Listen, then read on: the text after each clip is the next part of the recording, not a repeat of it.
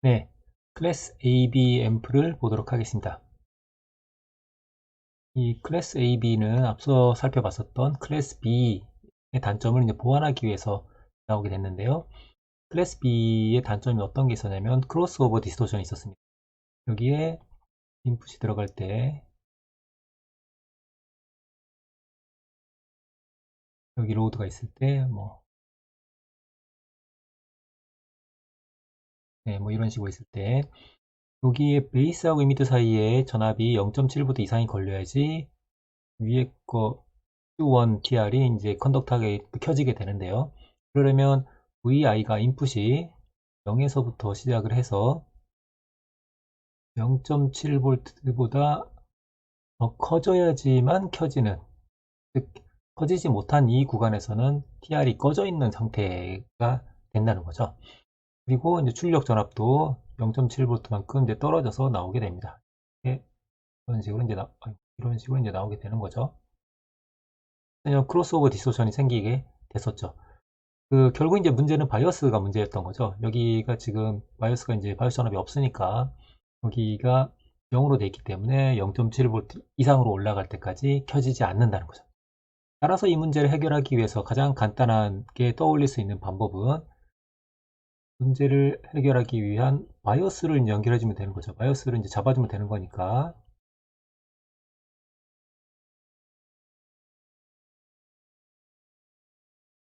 여기에 이제 0.7V가 필요하니까, 그렇다면 여기에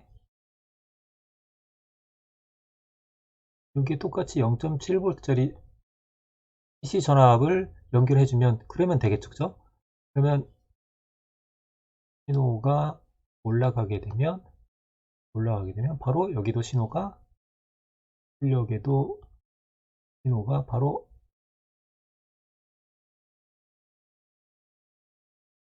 출력에도 신호가 여기 커먼 컬렉터죠. 이미터 팔로우입니다. 그럼 이렇게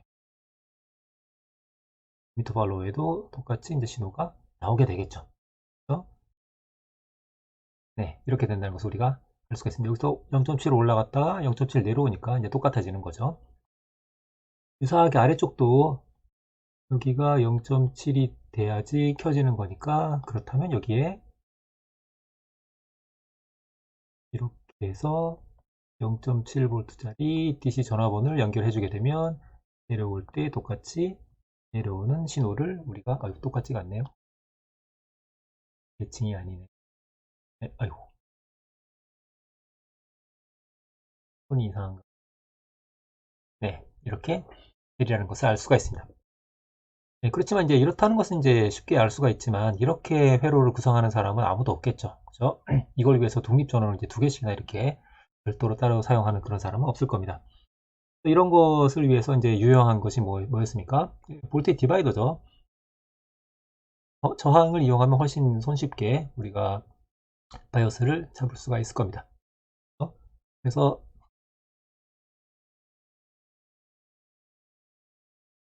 자, 이렇게 있을 때 똑같이 있고, 자, RL이 있고 이렇게 있는데, 여기에 우리가 희망하기로는 여기 0.7V, 여기도 0.7V 해서 여기하고 여기 사이에 1.4V가 그냥 걸리길 바라는 거죠. 좀 이상하게 됐네. 1.4V가 걸리길 바라는 거죠. 그래서 예를 들어서 이해하기 쉽게 한다면 이런 식으로 하면 또 모르겠네. 분노생활 할 거 그랬나? 여기부터라도. 네. 이렇게 이제 저항을 연결을 해서, 그런데 여기 바이오스를 잡아서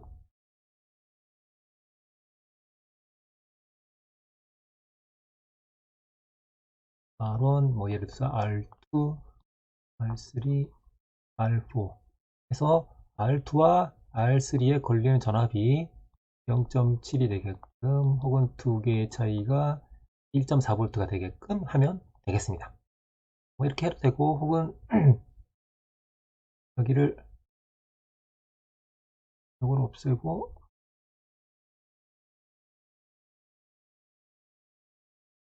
이렇게 해서 여기가 이제 1.4V가 해도 이제 결국 이제 마찬가지가 됩니다. AC 신호 입장에서는 다 똑같아지니까 여기나 여기나 여기가 똑같아집니다. 결국 여기서부터 여기까지 전압차가 똑같이 1.4V가 되는 거죠. 이렇게 하는 것도 이제 방법이 됩니다. 근데 문제는 이제 우리가 요즘 파워티아를 사용을 하고 있는데요. 지금 우리가 지금 이 컴플리멘터리 서킷을 보고 있는데요. 이 컴플리멘터리 지금 위에 우리 푸시풀 같은 경우에는 여기다 쓸까요? 바로 이게 이제 MPN이고 PNP지 않습니까? 네, 그러면 뭐 요새는 TR들이 잘 나와서 디바이스들이 잘 나와서 컴플리멘터리 된 것들이 이제 잘 제작이 돼서 나옵니다. 예를 들어서 굉장히 많이 범용으로 쓰고 있는 게 여기 3904, 2N390, 아니 2N3904하고 3906 같은 그런 컴플리멘터리 페어가 있죠. 네, 요거에 이제 컴플리멘터리 PNP가 이런 제품들이 이미 나와 있습니다. 네, 이런 거는 이제 활용하면 된다라는 걸 지나가는 길에 잠깐 얘기를 하고, 이렇게 볼티 디바이더 바이오스를 걸어서 여기하고 여기 사이가 이제 이 두 개의 TR이 전부 다 이제 컨덕터가 될 수 있도록 중간에 이제 크로스오버 디스토션이 생기지 않도록 하기 위해서 여기다 바이오스를 잡는 방법이 되겠습니다.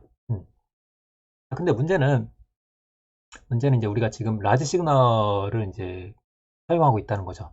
우리가 지금 리니어 앰프로 활용하는 경우에 대해서 지금 보고 있는 건데, 리니어 앰프를 활용하고 싶다는 얘기는 신호가 들어오게 되면 AC 신호 입장에서 AC 신호가 들어오면 AC 아웃풋이 이제 리니어하게 이렇게 나왔으면 좋겠는데 이게 넓은 범위에 있다 보니까 전류가 굉장히 커졌다가 또 굉장히 작아졌다 이제 한단 말이죠.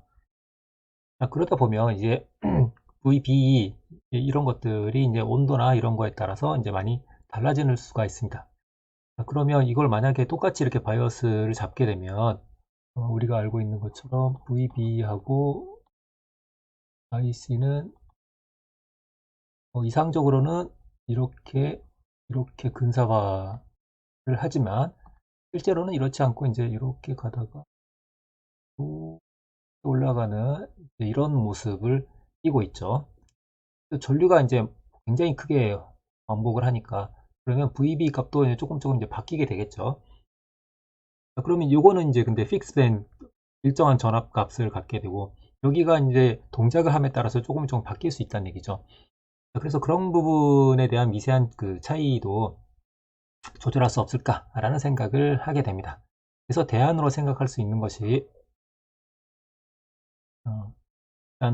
일단 이거부터 할까요? 네, 일단은 좀 전에는 이것부터 먼저 해보겠습니다. 좀 전에 이거 픽스된 저항을 썼는데 이거를 이제 조금 튜닝을 할 수 있게끔 여기다 가변 저항을 넣을 수도 있습니다. 그럼 가변 저항을 이렇게 넣을 수도 있고 여기에다가 픽스 저항을 넣고 추가로 가변 저항을 넣을 수도 있습니다. 여러분 어떻게 해도 상관없습니다. 그리고 좀 이렇게 지금 양쪽으로 했는데 아무 상관없습니다. 이제 AC 신호만 이제 들어가는 거니까 바이오스에는 전혀 영향을 주지 않습니다. 일단 이 회로에서 이 부분은 그냥 NPN과 PNP 회로 소자라고 생각을 합시다. 네, 그런 경우에 여기에 이제 가변 저항을 통해서 크로스오버 디스토션이 최소화가 되도록 이제 튜닝을 할 수 있다는 얘기죠. 튜닝할 수가 있습니다. 네, 그런 얘기가 하나이고요. 다음에 아까 제가 잠깐 얘기하려고 했던 부분은 조금 뒤로 미뤄두고 여기 지금 보게 되면 달링턴하고 피드백 페어가 들어가 있습니다. 그래서 이제 그냥 컴플리멘터리가 아니고 쿼지 컴플리멘터리라고 써 있는데요. 왜 쿼지냐면 여기 지금 달링턴 페어는 MPN이죠, 그죠? 그 다음에 MPN 대신에 달링턴인데 PMP 달링턴도 있습니다. 이 지금 네, 여기 보게 되면 이런 거죠, 이런 거. 이제 달링턴인데 PMP 달링턴이 있습니다. 이렇게 PMP 달링턴을 해도 되는데요. 우리 책에서는 여기 쿼시 컴플리멘터리 푸시풀을 이용했죠. 이게 예전에는 MPN하고 PMP하고 유사한 성능을 갖도록 하는 그런 컴플리멘터리한 디바이스를 만드는 게 속도 같은 게 좀 차이가 나고 그런 것 때문에 문제라고 해야 될까요? 네. 그런 문제를 조금 줄이기 위해서 MPN은 달링턴을 쓰고 PMP에 해당되는 것은 이제 피드백 페어를 쓰는 게 이제 더 좋았지만 그래서 이제 이런 것들을 쓰는 거죠. 완전 컴플리멘터리가 아니니까.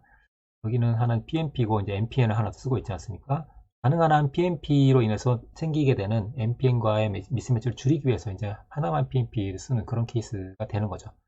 근데 지금은 PMP 알링턴 페어도 잘 나오기 때문에 컴플리멘터리가 잘 나오기 때문에 꼭 이렇게 해야만 하는 것은 아닙니다. 우리 책에는 이게 가장 파퓰러하다고 써 있지만 꼭 그렇지만은 않다. 이렇게 써도 되고 다음 다른 예제에 써 있는 것처럼 이렇게 써도 상관없다 라고 생각을 하면 무리가 없을 것 같습니다. 다만 여기 이제 그 NPN하고 PMP 대신에 달링턴을 쓰는 것은 여러분들이 앞에서 4장인가 5장인가요? 그때 다뤘던 것처럼 커런트 게인이 훨씬 크죠. 그리고 그러다 보니까 이제 아웃풋 임피던스가 굉장히 작기 때문에 지금 우리가 이미터 팔로우로 그 파워 앰프로 사용하기에 가장 적합한 그런 소자라는 것을 알 수가 있습니다. 네, 그래서 이제 TR에 대한 얘기는 그렇고요. 요거하고 아무 상관이 없습니다. 이 TR을 달링턴을 쓰는 것은 아무 상관이 없습니다. 네, 어쨌든 이제 달링턴은 써도 되고 뭐 안 쓸 수도 있고 지금 이제 바이오스에 대해서만 생각을 한다면 바이오스를 고정된 저항을 썼던 것에서 발전해서 내가 파형을 봐가면서 이제 만약에 튜닝할 수 있다고 한다면 그런 파형 봐가면서 저항값을 조절을 해서 우리가 크로스오버 디스토션이 최소화가 될 수 있도록 없어지도록 이렇게 조절이 가능하겠다라는 거죠. 그런데 앞서 얘기했던 것처럼 이 TR이 이제 전류 레벨이 굉장히 높은 레벨에서 왔다 갔다 하게 변화를 하게 되면 그 VB 값도 이제 일정한 값에서 변하는 범위가 상대적으로 더 커지게 됩니다. 그런 부분을 보완할 수 없을까라고 생각해서 들어오는 것이 이게 저항 대신에 다이오드로 대체하면 어떻겠는가 하는 거죠. 이 다이오드가 여기 TR의 이 다이오드 베이스하고 이미터 사이하고 성질이 비슷하다면 그럼 전류가 이제 올라갈 때 여기 이제 바뀌게 되겠죠. 그것과 비슷하게 여기 VB 값을 상쇄할 수가 있다고 한다면 그러면 좋겠다라고 생각을 하는 거죠. 이제 다이오드를 여기 이제 하나 써서 나머지는 그 저항으로 튜닝할 수도 있고요. 여기도 위에처럼 이제 다이오드로 대체하는 이제 그런 회로도 있습니다. 그런 회로도 있고요. 그 다음에 바이오스를 뭐 이렇게 여기 VCC하고 마이너스 VCC 잡았지만 이렇게 그 회로를 구성하는 경우도 있고 혹은 여기 앞에 이제 앰프를 달아서 앰프에 이제 결국 이제 DCS 입장에서 보게 되면 커먼 이미터 앰프를 쓰게 되면 컬렉터 쪽이 결국에는 커런트 소스하고 같은 역할을 해주게 되니까 여기 일정한 이제 커런트를 이제 흘려주게끔 하는 앰프를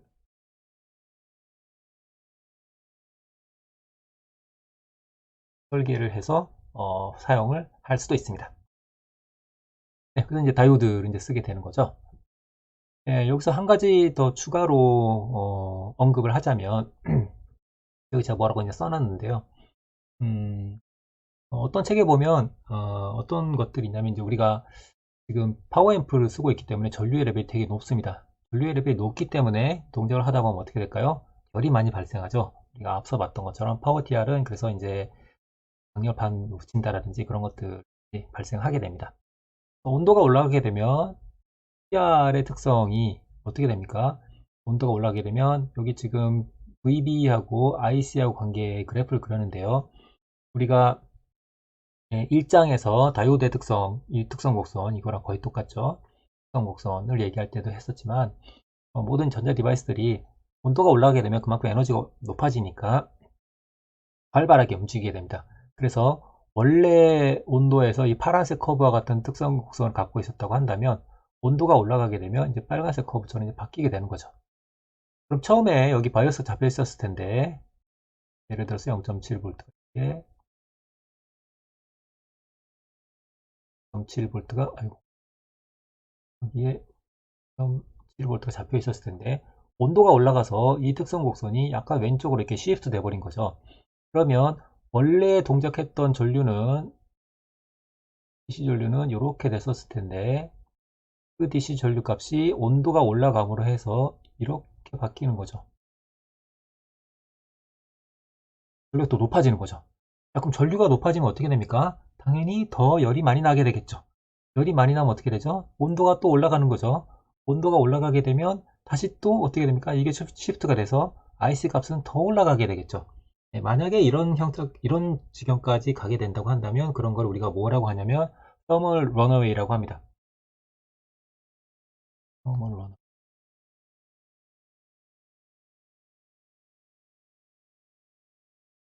라고 하는 거죠. 뭐 이런 그 우려가 있는 경우라고 한다면 그거를 이제 조금 보완하기 위해서 네거티브 피드백을 이렇게 걸면 됩니다. 이제 그런 방법 중에 하나가 여기에 작은 저항을 집어넣으면 되는 거죠. 작은 저항, 아주 작은 저항. 네, 여기서 보게 되면 작은 저항을 넣었죠. 네, 이런 케이스가 되겠습니다. 이 작은 저항을 넣게 되면 어떻게 됩니까? 전류가 여기가 원래 이제 전압이 잡혀 있었을 텐데 아이고 RE가 있었을 텐데 전류가 증가하게 되면 그러면 이 VRE도 아이고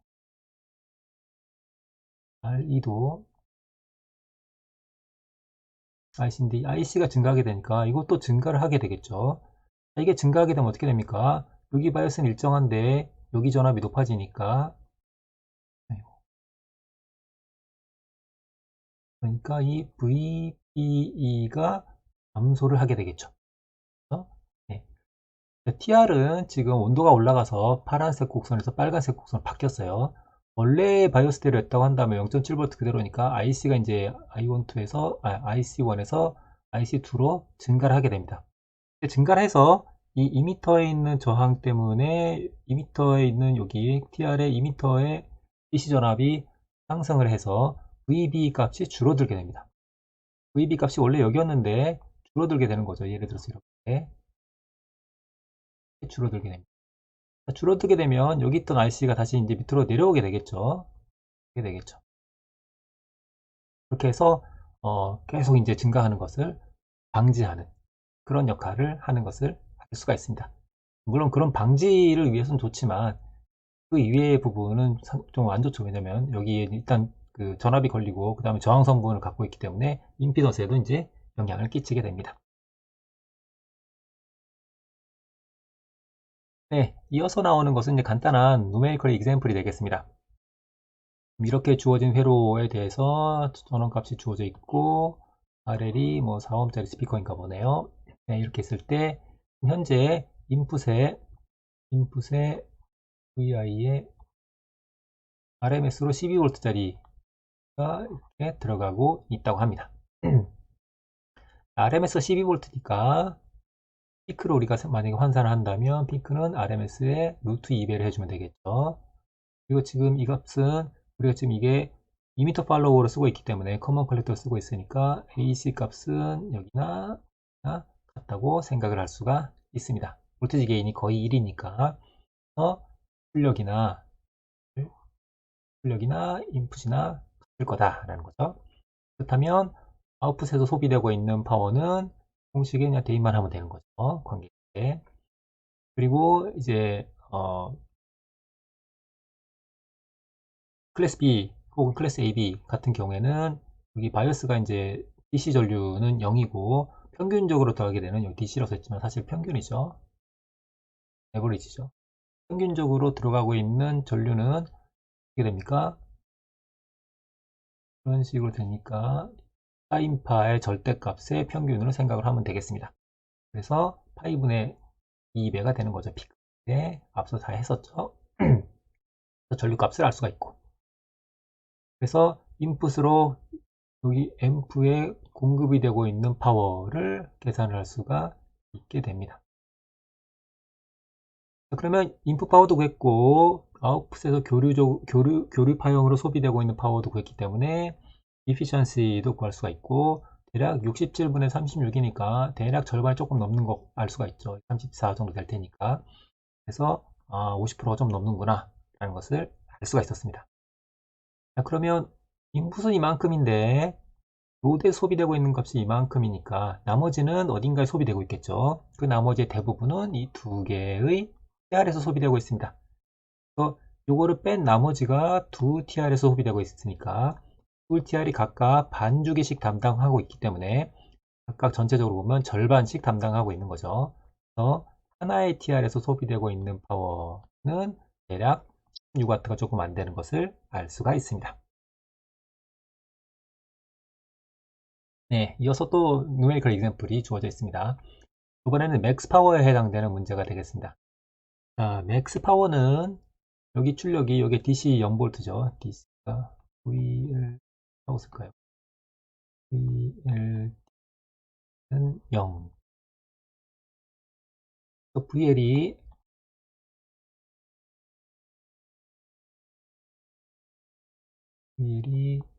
0을 기준으로 여기가 VCC 쭉 올라가게 되면 맥스로 가게 되면 이렇게 이제 올라갈 수가 있는 거죠. 0에서부터 VCC까지. 그래서 이제 VI가 이제 굉장히 크게 스윙을 하게 되면 그러면 VO도 VCC까지 스윙을 할 수 있게 됩니다. 그래서 VL 대신에 VCC를 대입을 하면 되는 거죠. VCC를 대입하면 됩니다. 간단히 계산해 봤더니 관계식이라도 넣어보니까 어떻게 됐습니까? X일 때는 VL은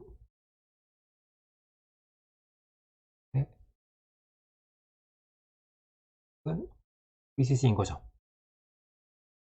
네, 요게 이제 VCC일 때 여기가 VCC가 되고 여기도 VCC가 되는 거죠. 다 이렇게 대입을 한 겁니다. 그렇게 했더니 앞서서 우리가 구했던 것처럼 4분의 파이 78.5% 정도가 나온 것을 알 수가 있었습니다. 네. 그리고 그때 두 개의 TR에서 소비되고 있는 파워는 이 두 개는 이제 뺄셈 하면 되겠죠. 빼면 되니까 나머지가 소비되고 있습니다. 예, 하는 김에 앞에서 우리가 배웠던 것처럼 그렇다면 TR에서 가장 많은 파워가 소비될 때는 언제인가를 이제 우리가 알고 싶습니다. 왜냐면 그 정도 파워는 견딜 수 있는 TR을 활용을 해야 되겠죠. 그래서 앞서서 있었던 관계식을 보면 로드의 VCC가 아니고 오히려 VCC보다 조금 작은 파이분의 2배가 되는 그런 신호가 나올 때가 되겠고 그때 두 개의 TR에서 소비되고 있는 파워는 이런 관계식이었었습니다. 여기다 이제 숫자만 대입하게 되면 이렇게 나왔습니다. 그래서 좀 전에 봤던 것처럼 지금 맥스 파워를 아웃풋에서 뽑아내고 있는 경우 그때보다도 오히려 그거보다 더 적은 파워가 출력에서 소비되고 있을 때가 오히려 TR에서는 더 많은 파워가 소비되고 있다라는 것을 알 수가 있습니다. 그래서 파워 TR을 선정을 할 때 이걸 기준으로 선정하면 안 되고 당연히 이걸 기준으로 선정을 해야 되겠죠. 그런 것을 알 수가 있겠습니다. 이렇게 함으로 해서 클래스 A, 클래스 AB, 클래스 B, 그 다음에 클래스 AB까지 봤습니다.